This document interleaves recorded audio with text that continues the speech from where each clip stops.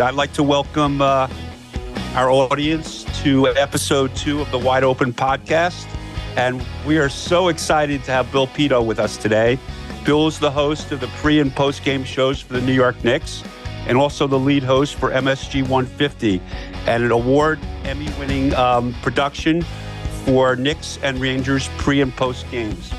My connection to Bill is our daughters were very close at camp, and we met on visiting day as we were two lost souls back in 2009, as we didn't really, understand the camp, not familiar with the surroundings, yet both our better halves attended the camp as well as our kids. And so a big shout out to Camp Tamaqua, which resides in Algonquin Park, which is approximately 2.5 to 3 hours north of Toronto. This gorgeous and remote setting brought extreme joy to both our families. So, Bill, I know you really haven't met Paul before, so I'd like to introduce you to my partner, Paul Asiante, who led Trinity College to 17 national squash championships, which still holds the record in all sports disciplines in NCAA history. Paul always has a lot on his mind, and he's so excited to meet you today. So, Paul, it's all you. Yeah, Bill, this is super exciting for me. My whole life I've been in sport. And, as a coach at Trinity College and also as the USA national coach, people are constantly asking me, or saying to me, I want a job in sports. Can you get me an internship with the Knicks? Can you get me a job with ESPN? And of course, the answer is always no, because there's millions of people that want to be Bill Pidto. So maybe you could kick this off with telling us a little bit about how you got to where you are today. Well, thank you both, Bruce and Paul, for having me. Real pleasure to be with you here. I would just say in what I do, it's not necessarily academically based. It is mainly a practical type of profession, meaning you need as many reps as possible so that when you're ready to enter the job market, you have if you want to be on the air, you have something that's representative of what you can do on the air. And you are evaluated how you look, by how you sound. They're not going to say, oh, well, this kid went to Cornell, or this one went to Wisconsin, or this kid is a junior college graduate. It's all about performance. If you look at the resumes for those that have done or do what I do, there's no consistency in background. And that's why it's very difficult to provide advice to kids that want to do this, because it's not like, Bruce, you went to dental school or whatever the case may be, and you're a dental surgeon. I mean, that's it. I'm sure Paul, as a coach, it's much more open-ended, but this is not like you go to law school and become a lawyer or medical school and become a doctor. You're in many ways an actor. And if you look at actors and where they come from, some go to Harvard, some never went to college. So it's practical experience. It's for those that want to do this to get as many reps as they possibly can, whether it be in a high school, college, or whatever the case may be. And then it's a very subjective evaluation. Some people really like what I do. I've been at this a long time. I can tell you the list is really long of people who have passed on me and don't like what I do. So that's kind of how this goes. Well, I know you attended Cornell and you were a psychology major. And so were you thinking about this career prior to college, or how did you just stumble into it? Was there a light bulb moment that went off that you said, wow, I really think I could be good at this. I can work hard, and this is something that really interests me? Or, how did it evolve? So I always wanted to do this. I'm originally a New Yorker. I loved the Knicks when they were champions. Watching Clyde Frazier, little boy, now working with him, I can't believe that this is how it's worked out. But we moved to California when I was 7. I always was interested in sports, watching sports. My dad was a huge sports fan. And his advice to me was, hey, get the best education you can. It was really sound advice. You don't need, as I just answered your first question, with the fact that you don't need to study this in the classroom. So get the best degree that you can in the event that it doesn't work out. So I went to Cornell. My dad went there. To be honest with you, I studied psychology because I didn't want to spend a lot of time writing papers. And psychology gave us multiple choice exams. So that allowed me more time to get involved on the campus radio station. I got involved calling Cornell games on the radio. I got a really big break because when I was in college, the city of Ithaca started a TV newscast, and they used college kids on the air. And there was no vehicle for a Cornell kid to get TV experience. So this became my vehicle to get TV experience. If I had gone to Syracuse or one of these other factories, I don't know that I would have gotten the experience because everybody there wants to be on the radio. Not everybody can get on the radio. At Cornell, it's a much smaller sample size for those that want to do this. So there was a lot of opportunity to get the critical experience that I needed to be ready to enter the job market when I graduated. So did you have any mentors early on, like in college, or was that after that really sort of guided you and were able to give you some advice, or was that just coming from you that, you know, you were just obviously so interested and you wanted to perpetuate a career? So was there anyone early on that was influential in your success? I wouldn't say at Cornell. I do remember being a freshman and reading a Sports Illustrated article on Greg Papa, who was at Syracuse, and they were calling him the next star to come out of Syracuse. And they, of course, have produced Bob Costas and Len Berman and Marv Albert and Mike Tirico, who is my age. And I remember calling my dad and said, "Dad, I think I'm at the wrong school." Because Syracuse is a factory. Cornell produces doctors and lawyers and judges. I don't know how many sportscasters they produce, but I really didn't have a mentor in college. I would say the mentorship that I valued the most was when I got to ESPN, but we can talk about that as we go on here. I would say that when you're in a small market like I was in Binghamton, New York, you're just, I made $6 an hour. You're doing everything. You're shooting your high school video. You're scrambling to get your highlights cut. And it's really trial by fire. It's no different than someone trying to be a baseball player and starting in single A.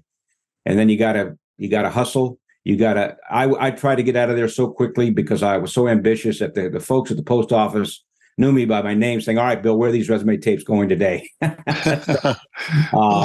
That's how it started. The problem with this is, and I don't know how it was with you guys in your professions, when you are in Binghamton, New York, making $6 an hour, you need to get out of there. You need to go, because that, as great as it is as an experience, it is not the place where you're going to be able to make a living, build a career. So there's a certain amount of angst that goes along with all of this that is compounded by the fact that it is so competitive for all of these positions. So that's a little bit of the backdrop. Yeah, but I think that was probably a great thing for you. I think any profession or any success is, sometimes predicated on learning it from like the bottom and learning how to do all this stuff that you were just telling us. And I think that was very useful and probably helped propel you. I mean, I think you need to understand how the entire business works. And because eventually you're going to have to mentor someone else through this. So by learning... let me ask you this, Bruce. When you started your career as an oral surgeon, where did you start? Well, I went to dental school for 4 years. I did an internship, and then I did a residency in oral maxillofacial surgery for 4 more years, and then graduated, and then went into private practice. So, okay. I mean, there's a long learning curve. The difference is you have your degree, you're going to be an oral surgeon, correct? I mean, yes. You're going to get... Whereas, Paul, I'm sure when you start trying to be a coach, that's kind of like, okay, how is this going to work out, right? Yeah. No, my journey to here was about as circuitous as it could possibly be. My first coaching job was at West Point. My neighbors were Mike Krzyzewski, and it was wild. But as I'm listening to you speak, the premise of our podcast is that I believe that all highly successful people have more in common than they are different. And it's those qualities, those traits that have enabled them to reach pinnacle. And clearly you're at the pinnacle of your profession, Bill. And one of the things that I've been thinking a lot about is we have to continually grow and change and shift with the times, particularly, for instance, for Bruce. I'm sure the procedures you're doing now, Bruce, are different than what you were doing 10 years ago. So, Bill, how has it changed for you so that you could remain relevant and in front of the rest of the pack that wants your job? Well, the one piece now that's really evolved is social media. When I was on ESPN, I'm very grateful for the experience I had there. I was on SportsCenter in the heyday of SportsCenter. You had to watch us to find out who won the game. There was no such thing as the internet. There was no such thing as the bottom line with the score crawl. There's no such thing as Twitter. You had to watch SportsCenter. Think about this in the early to middle, late 90s to find out who won. There was no other way to find out who won the game. So this business now has evolved because everybody knows the results. People want to know why someone won the game or why someone's not playing well. And that has led to a whole new era here. I call them the Blaviators, right? The opinionators. Whereas I'm a host. My era of guys who are now in their 50s were the people that gave the highlights and the results. We are not as in demand now. And in fact, my role as technology has changed, I'm very lucky to have it because a lot of places now don't really have the standard host. If you watch, it is the ex-jock expert or the Stephen A. Smiths who lend opinion to the result as opposed to telling people the result. But I've been very fortunate because I am now with the Knicks and the Rangers, and there's always going to be a pre and a post game, fingers crossed, as we go forward. So hopefully my skill set is going to last. I've actually, of course, like a lot of my colleagues, have to be more active on social media. We do a lot of clips now trying to tell people about what our programming is going to be, get something on Instagram, get something on Twitter. But the change in technology changed industries, and that has really changed our industry. And now going forward, a lot of people younger than us, many don't even buy cable. And so when you read about what's going on in the industry, networks like mine, ESPN, et cetera, even though we still make $1 zillion, we don't make $1.5 zillion. So we're all trying to figure out where this is going to go. So I've been very lucky to land in a spot that still seems to value my skill set. Well, I think you have a tremendous skill set. And speaking of that, could you tell us about the evolution of the 150 episode that I think you're probably very famous for now? It's an incredible feat. I mean, I watch it, I marvel how you do that. So what was the genesis of that? So this is years ago now. Hockey intermission in particular lasts forever. And if you're a viewer, it's very hard to hold the viewer. So they wanted to come up with a segment that fits between the first segment and the third segment. It's a second segment between every period, after the first period, after the second period. So 2.5 minutes before the commercial, in between the commercials. And they want to come up with something that might want to hold the audience. So I was really lucky that there happens to be a producer at MSG. His name is Jeff Ostella, and he is a mad scientist. He comes up with all these clips. He's on the internet all the time. I have to lend my own personality to it, but he times it out. He handles all the clips and the timing. I don't have to worry that the Bruins highlight is 25 seconds and the Red Wings highlight is 46 seconds or whatever the case may be. He has mastered the art. So if you notice, I'm on the first bit here for 5 seconds. The tapes roll. I have 5 seconds to say goodbye, and that's it.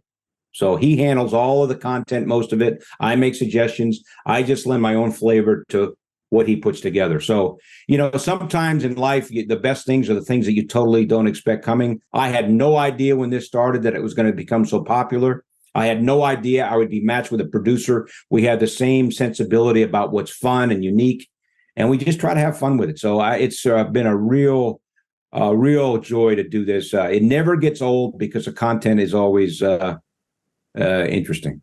It's so interesting that you say that and you talk about timing, Bill.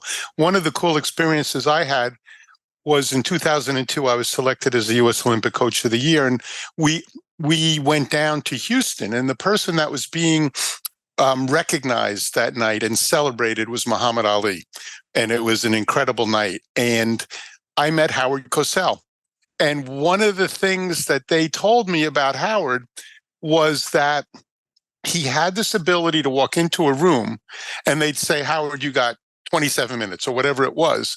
And he would speak and wrap it up at 27 minutes, almost like he was a savant or something. And there was nobody saying, time, he just wrapped it up. The flow of the conversation that just blows my mind that he could do something like that. Do you have any sort of special sauce that you feel helps make you different than others? I tell you, the hockey pace works out with my delivery. It just the pace of the highlights. This segment fits kind of my style. I don't have to time the 150 seconds. It's time for me. So it's not like I start and stop and I know the time. It's all done for me by the producer. But it just happens to be the pace of it suits my broadcasting style. I think that's been really helpful. That's very cool. Very, very cool. So when you look at people that are in your industry, broadcasters, who do you still look up to? Is there anybody that you think, wow, if I can, get to that level, or I'm going to feel like I was really successful? So when I was at ESPN, I was hired when ESPN2 launched in 1993. And in 1995, I was not ready for the opportunity that I got. I was on Chris Berman's highlight show at 7 o'clock, NFL primetime, which will probably go down in history as the most viewed and popular cable TV studio show in the history of the medium. And that's largely because, again, as I talked about, at 7 o'clock back in 1995, you had to watch this show to find out who won the games. There's no other place. I mean, people who watch this are not going to comprehend what I'm saying. But in 1995, that was the show.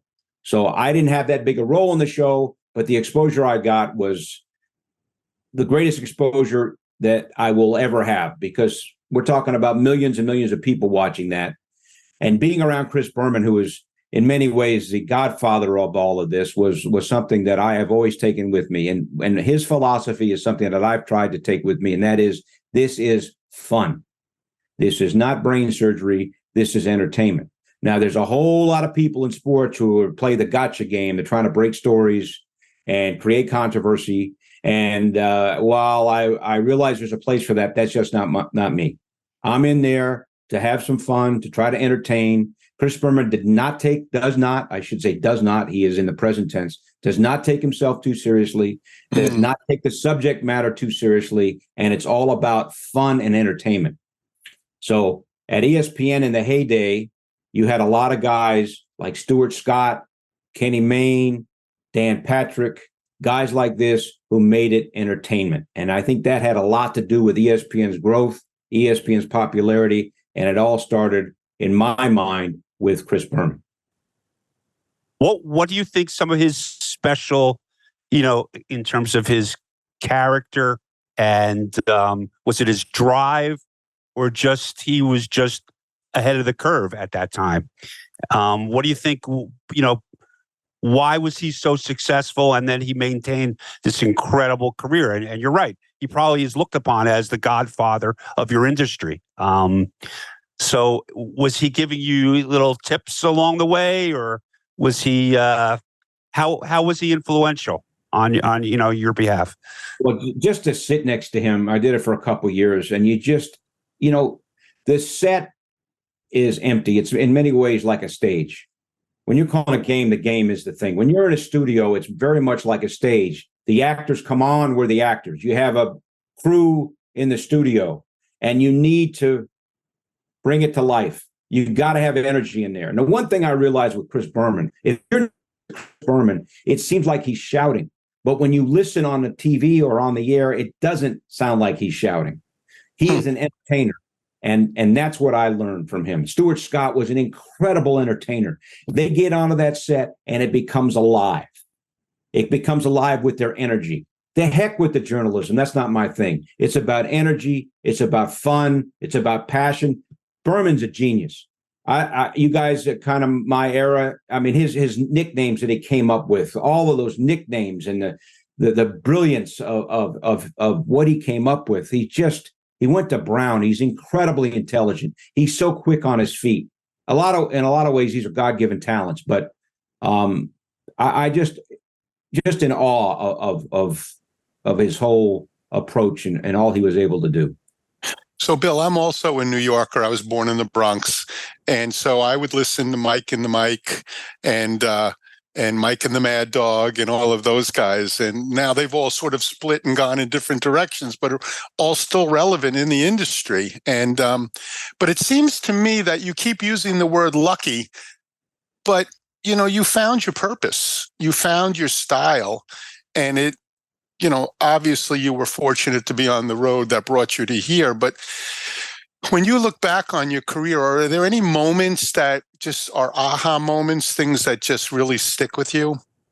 Well, I can say, I've kind of found my stride here a little bit late. Not late, but at ESPN, one of the things about the era I was at ESPN is the exposure was a really big deal. And as a coach, about guys who sometimes can handle the moment and sometimes guys that can't. And you could get really caught up into things that had nothing to do with your performance. Who am I on with? What show am I on? How come he's doing that show and I'm not? You had 30 or 40 people vying for the big shows. And if you get on the big shows, you make a lot more money than if you're not on the big shows. So I've been able now, as a more mature sportscaster, not worry about a lot of that stuff and just be who I am. I wish I had this maturity back then. I may have had a different path at ESPN. But one of the things that helps me is I have a defined role. I'm the Knicks pre and post game studio host. I do my 150 during the Ranger games. I don't have young guys crawling up my back. Me and John Gino, the studio hosts. There's a whole lot of things that happen at ESPN behind the scenes that can really impact what you do on the air. And I can tell you, as a younger guy, you get just caught up in, oh my goodness, I'm sitting next to Chris Berman. Oh my goodness, I'm on with Keith Olbermann. And you know what? These things do not help when in what I'm doing, I need to be as relaxed and conversational as possible. The nerves and the anxiety definitely detracted from what I was able to do at ESPN. And I look back on that with a little bit of regret, to be honest with you. Mm. I have ESPN radio on everything every device, everywhere, my car, I'm listening to it 24/7.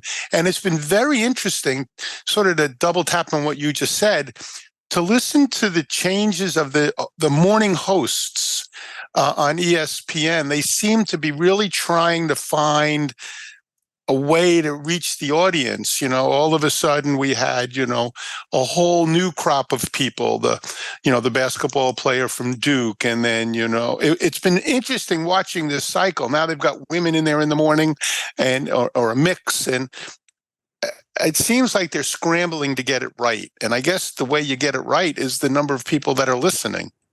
Well, it's just indicative of where we're headed. No knock against any of these people. No one's listening to the shows anymore. Isn't that something? I don't mean to be so brutally honest. Mike and Mike were obviously franchise people there. And since then, with the changes in the industry, I don't know if you followed, but ESPN Radio in New York is going to go off of FM after this year. Yeah, amazing. So, right. It's just look, it's all about eyeballs and ears, and the metrics don't warrant putting a lot behind these shows on the radio anymore, which is kind of unfortunate, but people don't consume it the way that they used to. Yeah.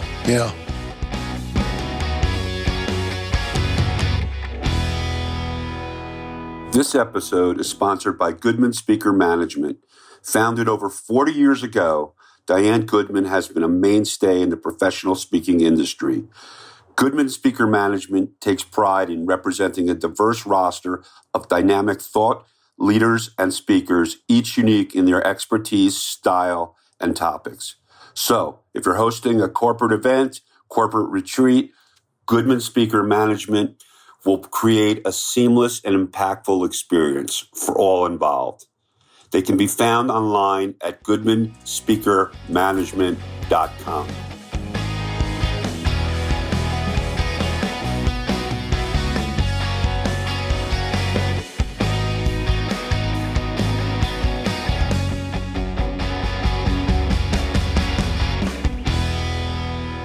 Just to change gears a little bit, there's been so many broadcasters that, we grew up with in New York. So if you had to give me, a little bit of like a Mount Rushmore of, I know you would not want to offend anyone by not putting them there, but who do you think are the Marv Alberts of the world? I grew up on Marv Albert. And so who's your Mount Rushmore for New York broadcasters? It's amazing, guys. I go to work. I work with the Mount Rushmore guys. That's what makes my job so amazing. Mike Breen is already in the Hall of Fame. He's our Knicks guy. Sam Rose is our Rangers guy. He's already in the Hall of Fame. Clyde Frazier is the only person on the planet to be in the Hall of Fame as a player and a broadcaster. I watched Clyde Frazier when I was a little boy. I work with Clyde Frazier. I work with the Mount Rushmore. Marv, obviously. The Mets guys, I would say, Lindsey Nelson back in the day, Bob Murphy, Ralph Kiner, Marv Albert, and then I think the guys I work with have to be really up on that list, and they're still at MSG, and I get to work with them, which is absolutely unbelievable. Well, all I can tell you is that back when I was probably in 6th or 7th grade, I had my Puma Clydes, and I will never forget them. But that's got to be just like wake up in the morning and like, oh my God, it's like 360 degrees, and now idols growing up, and now you get to work with them. It has to just be an incredible feeling, I would think. And well, sometimes I as a Knicks host, most of the time, I open the game, and then I say, okay, here's Mike Breen and Clyde Frazier. What? That's wild. That's so cool. That's so cool. I'm sure they speak highly of you as well. I have to pay them to do so, but the thing about these guys that they're so approachable and they're so nice and they're so amazing. Mike Breen is an amazingly likable guy, and he's so approachable. And Clyde he's just the nicest guy in the world, and that adds to it is that they're just such wonderful men. So did he ever take you clothes? Oh, sorry about that, Paul. But I was just going to ask, did he ever take you clothes shopping, Clyde? I sense there's a different style of taste here. Just a touch. So I've had the good fortune of sort of straddling the professional and the college world, and I've done some stuff with the Red Sox and the Patriots and coached world team tennis, and now I'm watching this world of college sport just explode, and with the NIL and conferences blowing up and everything else. Where do you see things in 10 years? What do you think? Where are we headed? I don't know. I've always felt that these players should be compensated in college because of all that they contribute to the bottom line of these universities and the athletic programs. I have no problem with them getting paid. To be brutally honest, because of my schedule, I don't follow college sports that closely. Mm-hmm. I do not have any time at all to watch college basketball because I'm basically doing hockey or NBA on a nightly basis. I don't really watch college football that much. But my thought on all of this is, hey, they deserve it. A lot of these kids come from backgrounds where they really need it and deserve it. And, it's always going to be the wild, wild west. And now with all these conference realignments, it's all based on money. And it's based on revenue, and that's how it's always going to be. And when this is how it is, I just think it leads to the kind of things that we're seeing now. Yeah, it's interesting. As a college coach, it's interesting. Obviously, my sports of tennis and squash are not major NIL sports, but when you see, it must be tricky to be a college coach, and you've got a freshman pulling up in a Bentley because of NIL money, and you've got a senior on the team who's just been a good soldier and has been in the lineup, but it hasn't commanded any kind of income. It's got to be a hard balance. How do you find the chemistry in there to keep everybody together? Isn't that the real world, though, Paul, with all due respect? Hey, if the quarterback's more important to winning, then he deserves a Bentley, and the reserve offensive lineman maybe deserves a Volkswagen or a bicycle. Absolutely. And I've had professional coaches say to me, you don't treat everybody the same in life.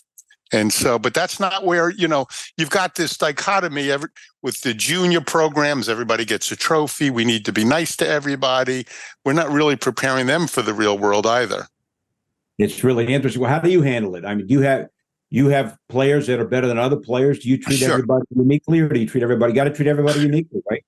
Yeah, you definitely do. We have our superstars, and we have the guys lower in the lineup. We call them the bomb squad, and we let them know that they're still very important to us. I mean, I'm still going to go to their weddings. I'm still going to, send a sympathy card when their parents pass away.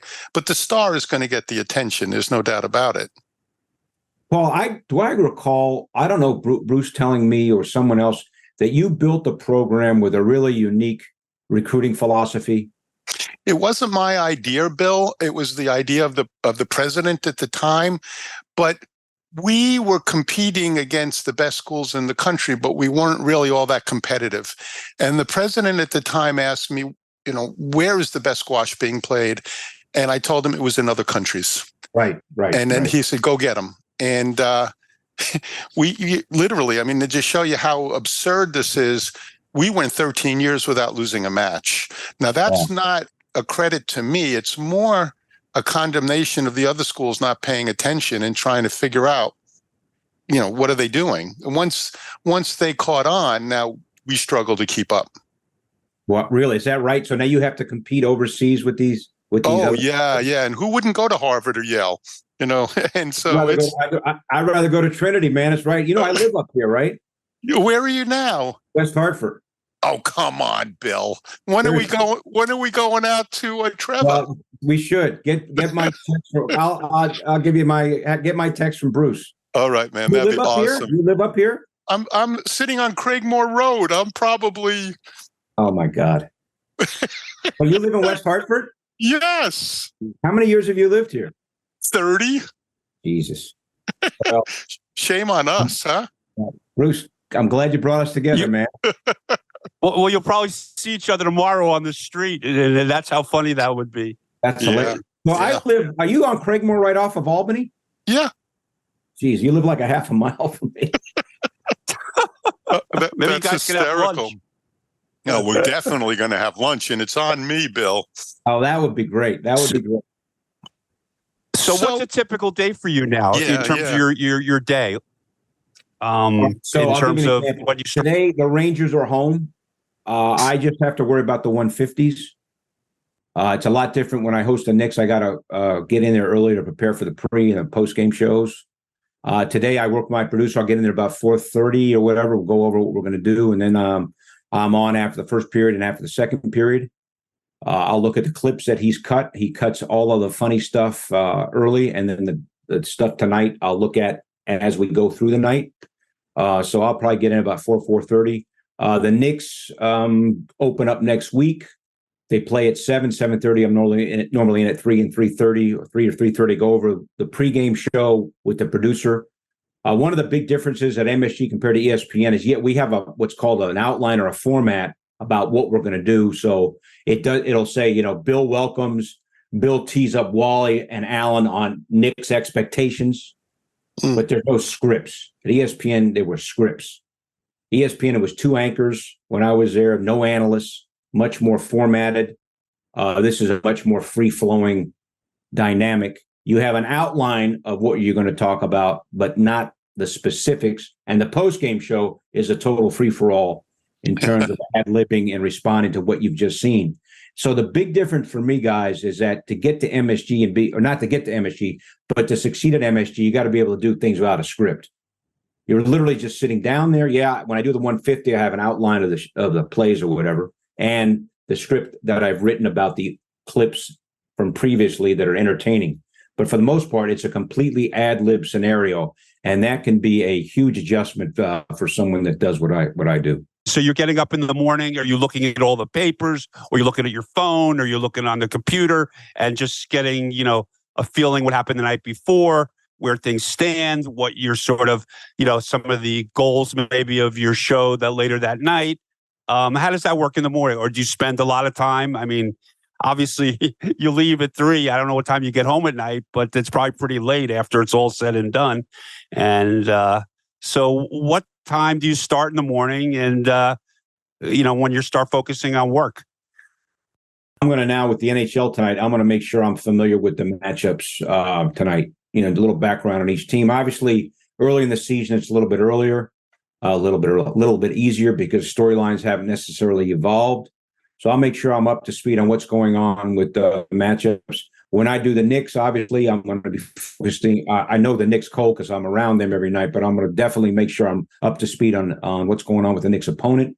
And because I do the 150 in the NBA as well, I have to be familiar with the other matchups going on in the league. I stay over in New York City a lot because I live really close to Paul, which we're not aware of for this podcast. I'm a veteran on Metro North, and I do spend some time on the train checking things out on my phone. I do stay over a lot in Manhattan. Thankfully, I have some family that's allowed me to stay there when I need to. But I am a veteran commuter, and if you guys have commuter stories, we can do a podcast on New Haven to Manhattan on Metro North. I've been at this so long, guys, that the conductors know who I am. So, well, it's interesting. We do something similar in terms of coaches are. To be successful as a coach, you have to make in-game adjustments. And with what you're doing and the way that you have to approach it, which is that sort of free-form way of going, I'm sure some of it you've probably seen before. It sort of categorizes itself, but I'm sure there are times where it's a little shock and awe, like, wow, I didn't see that coming. Well, I'll give you the example. It's a really tragic example. I'll never forget this. It's a Sunday 2 years ago. Our pregame's on at 6:00. We find out maybe 4 hours before our show that Kobe Bryant's died in a helicopter crash. Sheesh.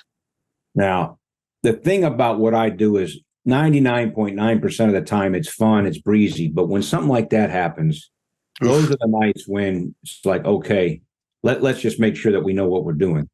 And Willis Reed passing away last year. There are certain nights when you don't know what's going to happen, but when it happens, we were on the last night of the NBA season before they announced the cancellation because of COVID. And the cancellation was made during the last game that was being played. So those are the times when you're really tested. And those are the times that you have to be at your best. But to your point, you don't wake up in the morning knowing necessarily what may happen. And that's what makes it so exciting. Yeah. You have to be able to adapt. With that said, with the COVID, with the COVID, did you have to go down to Florida and follow the Knicks from there when they had that whole season sort of in sequestered? No, we did our shows. We were tested every single week. We would go into the MSG okay. And they would test us. That was wild. And you wait, and then they call you up and wait, that guy got his shot after me. Why are they calling him up before me? Does that mean that I flunked my test? Good God. If you're positive, you're out. But we got through that, and but that was we remember they played, but they didn't have fans. So That's right. I forgot that. Yeah. So I'm going to change a little gears. I read somewhere that you were a pizza maven, and so let's talk a little bit about pizza in New York City and the outskirts. You got some opinions? I don't know if you got the right guy. I don't know that I'm a maven, but I will tell you this, and people don't know this. The Little Italy pizza chain in Manhattan. You're like, what? I'm telling you guys, whatever they do with their crust, I think they put breadcrumbs in their crust.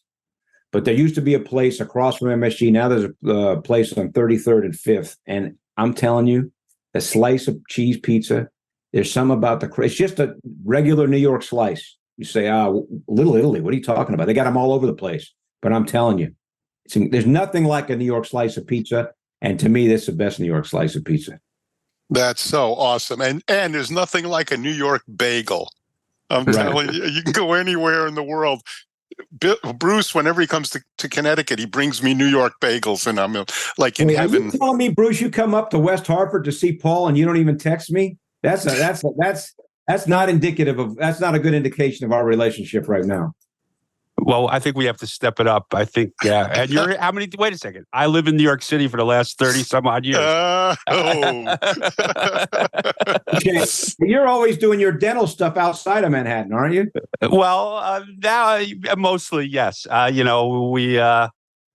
in New York now, so it's good in Queens and Brooklyn, and so it's very good for me. I don't have to commute to New Jersey every day, which is a huge thing. And Sure. now I'm a subway guy. I lived in New York for 30 years, and now I'm like bopping around on the subway, which is perfect for me. I like it a lot, actually. Yeah. So yeah, I mean, I'm just going to give a shout out to. I don't know if you have had Feeney Pizza. Have you heard of that, Bill? No, where is it? Where is it? There's two restaurants. They're owned by Sean Feeney and Missy Robbins. But Feeney Pizza is a Sean Feeney thing. It's in Williamsburg. It's an incredible slice, and that's a place I would take you to. And is there a place in Manhattan, or is it in Williamsburg?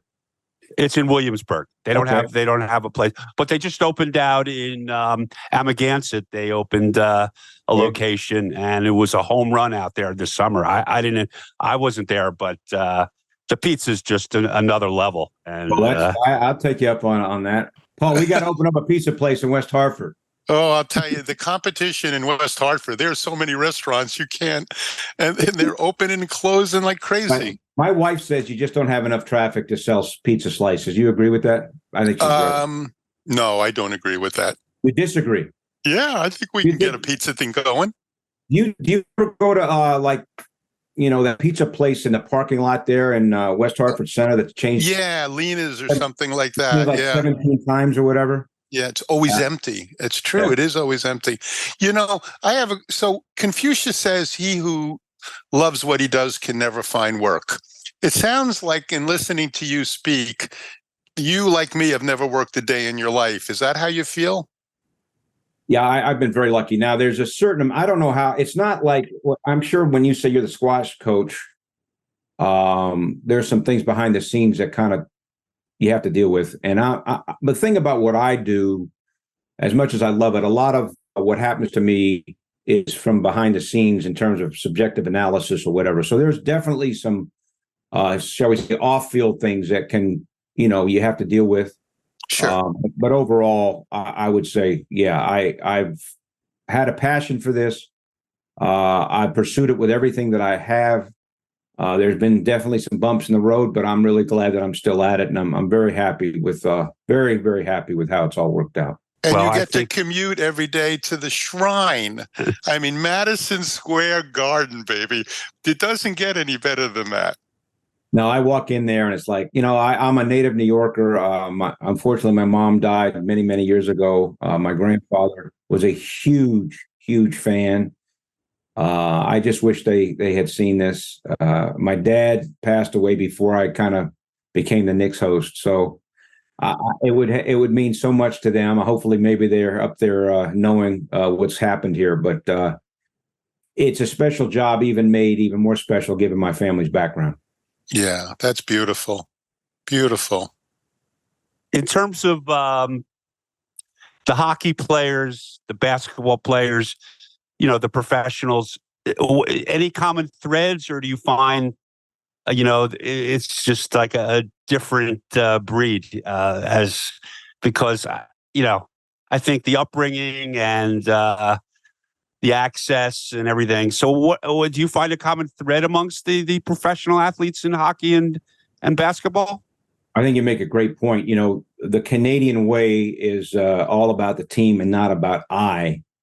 When you're trying to sell a sport, it would be great to have a little more I and not go into the cliches that we often get from the hockey players that kind of take away from what might be engaging personalities. These guys are really good going into autopilot on, you got to get pucks to the net. It was a good road period. We got to move our feet. He's an honest player. I mean, they just go into these robotic cliche answers, whereas in the NBA, man, these guys are these guys are personalities. Yeah. And it's really helped the sport.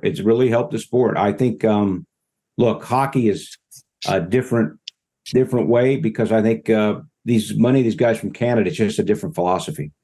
Yeah. It's interesting you say that. To click back on something you just said about your parents. I'm sure they're watching from the big basketball court in the sky. I wanted to tell you a story. I was born in the Bronx. Grew up there. My father loved tennis, but he never played it. And when I was coaching World Team Tennis, he would travel with me and he would give me Serena's serving percentages and all those things. He was just adorable. So anyway, they were going to dedicate the tennis center in our name. And about 2 months before the dedication, he passed away. And so when my family came up for the dedication, that morning there was a thunderstorm. This is a true story. You can't make this up. And I get up to the podium to speak and the sun comes out. And right over the tennis center was a rainbow. And it was like, oh, man, that guy found a way to be here. So I got to tell you this. We were sorting out my grandfather's affairs in 2009. I'm in Manhattan, some lawyers or whatever. And I had been released by ESPN for about a year. They didn't renew my contract. I was doing work on Sirius XM radio on the Mad Dog radio channel. I was hosting a show from 10 to 2. Was fine. It was a fine transition, but I really needed to get going. So we're there in New York City, and out of the blue, I get a call from I have an agent that MSG wanted to talk to me. Can I get over to MSG like that afternoon? Well, I happen to be in a suit, and I happen to be in New York for this scenario with my grandfather, who was this quintessential New Yorker. Okay. We're sorting out my grandfather's affairs, and MSG calls me I'll never forget, it's a Wednesday. And I hustle over there. I say, guys, I got to leave for an hour or two. And I got the offer 2 days later on a Friday. And I'm thinking, to your point, maybe there was something going on. Oh, yeah.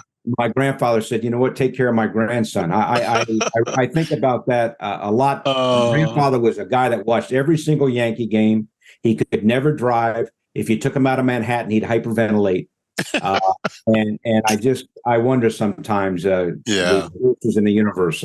It was really amazing. That's very cool. I was born right across the street from Yankee Stadium. My father and I would go down to McCombs Park and throw the ball around. It was a very cool spot.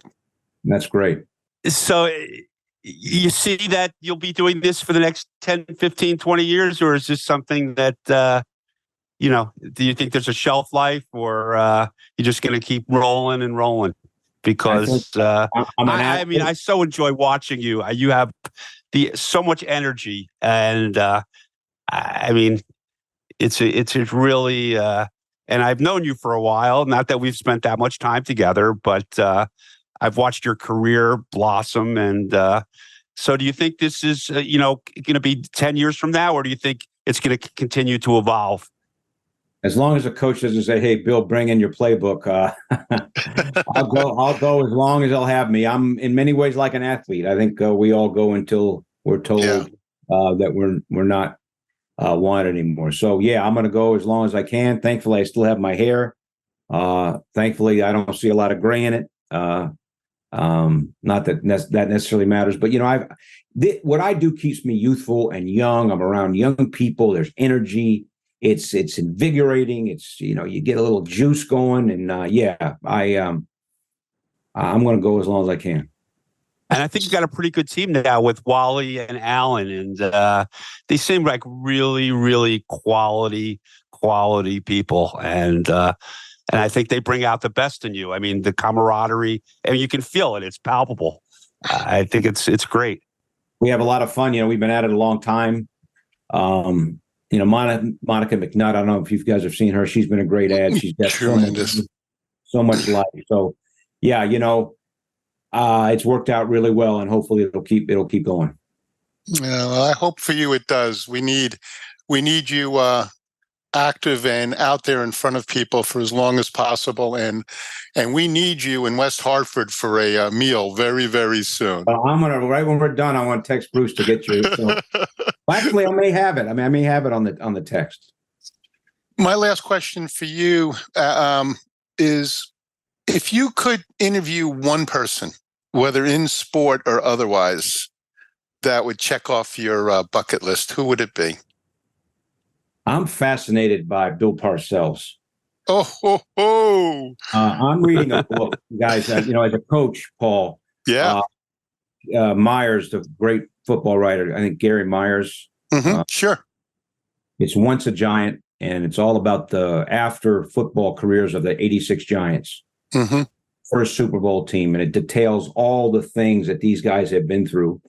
A lot of them have had medical problems, concussion issues, all of the problems that come with a career in football physically. But the first chapter is about Parcells giving these guys money when they need. Literally, and Bill Parcells, the bond he has with these players, it's just an amazing story. I would love to meet him. I've always been fascinated by how Parcells coached, all the success that he had. When I was a young sportscaster in Binghamton, the Giants used to have camp in Albany, and I went up to interview him in a group scrum, and he totally mocked me for effect. He gave me word answers. Yeah. He'd like wink at the veterans like he's really giving the kid the business. And then I almost, at ESPN, you're around famous people all the time. And when Parcells used to work there, I was like, oh my God, you're Bill Parcells. I've just always been fascinated with coaches. I'd love to talk to Bill Belichick. We can make that happen. How do you explain what's going on right now with the New England Patriots as a coach? Yeah. How do you explain listen, it's unbelievable to me. Yeah, no, he's the smartest man in the room. I have to tell you, when you're with him, it's mind blowing. But he's a bit of a savant. I think if he could do anything, if you said, okay, tomorrow you can do anything you want, he'd get up, cut the sleeves off of his sweatshirt, go into the office at 5:30 and watch game film all day. Paul, I look at this. I'm fascinated by him too, his economic sense, how he's managed the cap. Yeah. He's had some struggles here with roster evaluation, and the results are not great. But he always said he was going to be done at 70, and he's not done at 70. Now, I don't know if he wants to catch Don Shula or whatever the case may be, but I don't know. Why does he keep at this? Does he want the record? I'm really interested in that, because this is not going well right now. No, it's not. I think he loves what he does.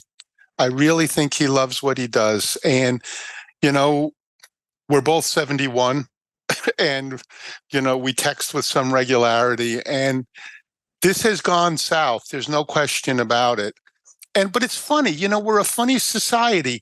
We have to divide. We can't keep things together. Was it Bill or was it Brady? Instead of saying it was Bill and Brady, neither one of those guys would have accomplished what they accomplished apart. But, as soon as Brady goes down to Florida, oh, you see, I told you. We just prefer, and you alluded to this earlier in your statements, we like the drama. We like to divide. And it's incredible to watch, and it's really not all that fair. Well, a lot of this has to do with everybody's a content provider. Back to what I said earlier, ESPN in the middle 90s, that was it. Now everybody's got a platform. Everybody's got a Twitter feed.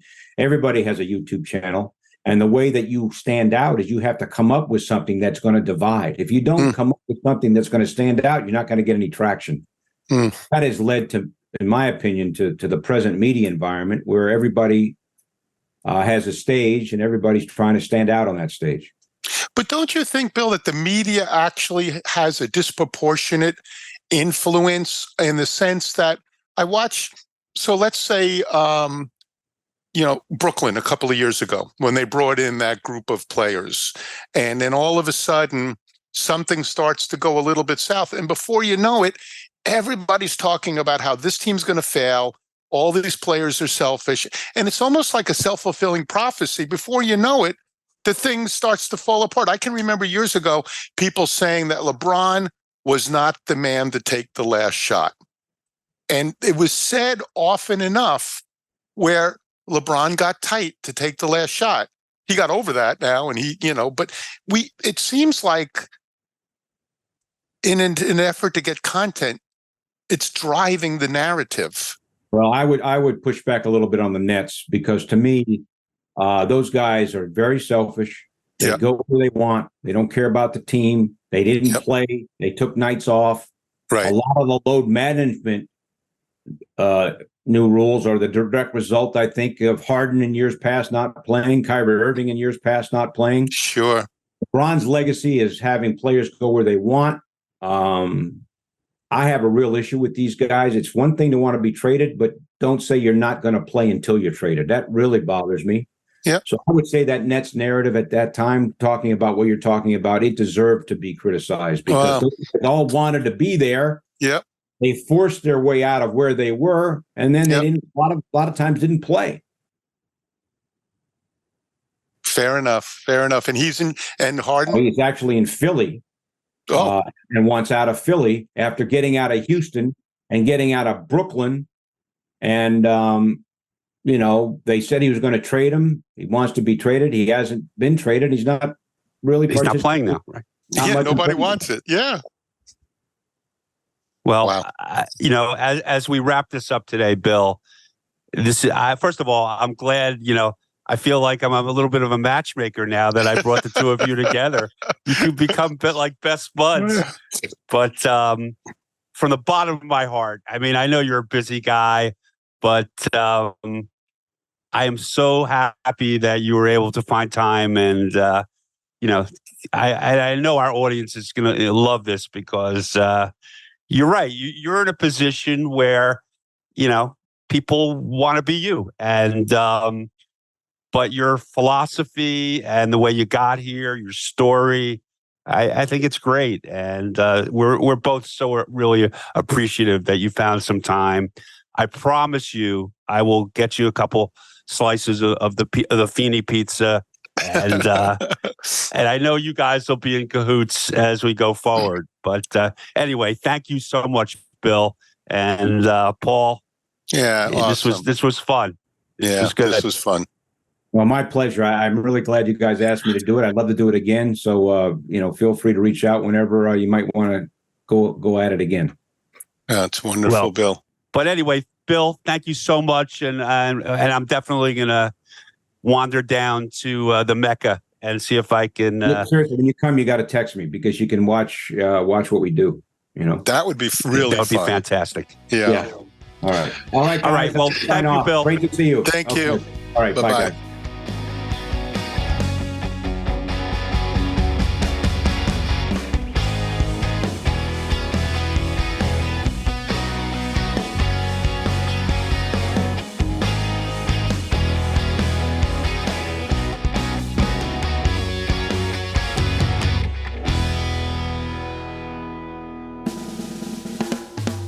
Thank you for listening to the Wide Open Podcast, a Zoa Soundworks production, hosted by Paul Asiante and Bruce Huberman as themselves. The show is produced and engineered by James Pavelko. Theme song and incidental music created by Zoa Soundworks, LLC, in collaboration with Marco Guarino. Have a question, suggestion, or just want to say hello? Send us an email through our contact page at zoasoundworks.com. That's ZOASOUNDWORKS. It may be featured in a future episode. You can rate and review us on Apple Podcasts. While you're at it, go ahead and subscribe to the Wide Open Podcast. We upload a new episode every month. Look for us on Apple Podcasts, Spotify, or wherever else you find your podcasts.